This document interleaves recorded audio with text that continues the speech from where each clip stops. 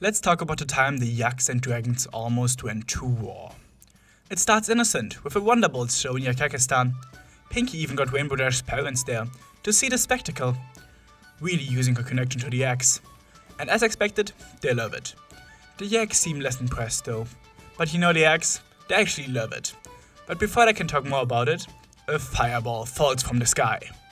And to only the reader's surprise, it's dragons making it rain fire. And without any explanation, Rutherford sends the ponies away to hide in the sacred stones. Pinky gives him a hug before getting flown off by Rainbow Dash, closely followed by the rest of the Wonderbolts. They have no clue why the dragons are attacking, but Rainbow Dash knows what to do, sending Fleetfoot back to Ponyville to alert Twilight.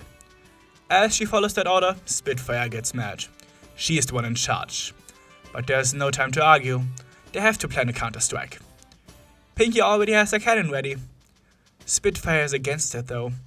The Wonderbolts aren't made for this. They aren't warriors anymore, just showflyers. Dashi knows how to get her going though, because she knows what's up. Spitfire's just scared. It doesn't have the desired effect, and Spitfire even admits to not being born brave like Rainbow Dash. This is where her parents come in. Dashi wasn't always the daring and fearless flyer she is now. Well, she was in the flying part, but she was shy in front of everyone else. Her potential was great, but she needed some pushing and pulling to get over her stage fright. Literally, they dragged her to her first competition, and she slowly gets more comfortable. But one more thing is needed. She needs to understand bravery. Brave is when you move on despite the fear, and that's what Dashi wants to be. She didn't win that competition, but she overcame her fear. Even now, she is scared, but she has to overcome it to help. She actually manages to convince Spitfire, so it's time to take on those dragons. And they do a great job. They are crisscrossing around these dragons, making them crash into each other. Pinky even manages to fire a party cannon, while the yaks manage well with their catapults. But there are too many of them, so it's perfect that in this moment, Twilight appears with some support. But even with these reinforcements, they don't hold out for much longer, and are forced to retreat. It's better to live to fight another day than to stay and go down. So they run. They end up back at their hiding place. Even Spike is at a loss for words. Everyone thought that after Ember took over, the dragons abandoned their old ways. And now he's worried that something happened to her.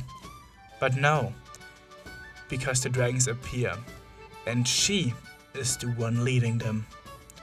A war between the yaks and the dragons, with no clue why it happens. Yeah, that's MLP alright. An all-out war on MLP.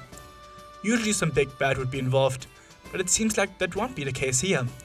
We know both sides, the dragons and the yaks, as allies of the ponies. And I hope you all look forward to exploring the reason for this in the following issue. Granted, for a story on a war, this has a lot of slice of life. Seeing some flashbacks to ID's past is always interesting, especially with this admittedly simple way of overcoming fear adding to it.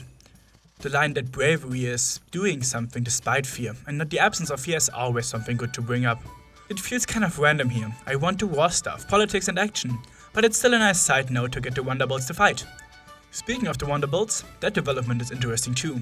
They were founded as a military organization, even shown to try and fight every once in a while. But this comic tells us why they always seem so ineffective. They aren't fighters anymore. They are called on, but they can't do more than be a distraction most of the time. Their purpose has shifted from soldiers to entertainers. Usually shifts like that are results of peace times. They just weren't necessary anymore. So a new purpose was created. That's how armies evolve in history. But despite that shift, we see them do a good job here, keeping the dragons at bay.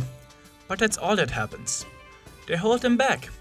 The action scenes are amazing and a good contrast to the following issue, which I will cover soon enough. For now, let me know your thoughts. Why do you think this conflict even happens? What do you want to see from a war arc like this? Let me know, join my Discord and discuss some more.